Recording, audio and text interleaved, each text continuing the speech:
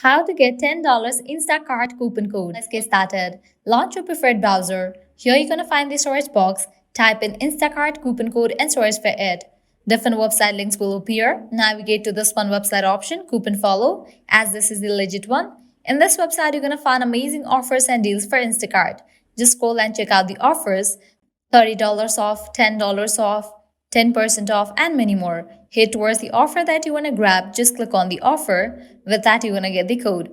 Make sure to check out the code whether it is valid or not. If it is valid, copy it, then click on redeem at Instacart.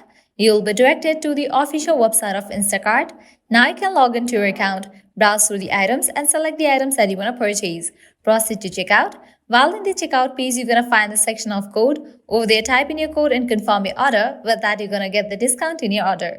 Likewise, you can also try out other offers. As in this website, you're going to find tons of offers and deals for Instacart. Also, what you can do is head back. You can also check out this one website, Groupon, as this is also the legit one. Well, this way you can easily get up to $10 working coupon code for Instacart. At the end, if you guys find this video helpful, don't forget to like, share, and subscribe to our channel. Thanks for watching.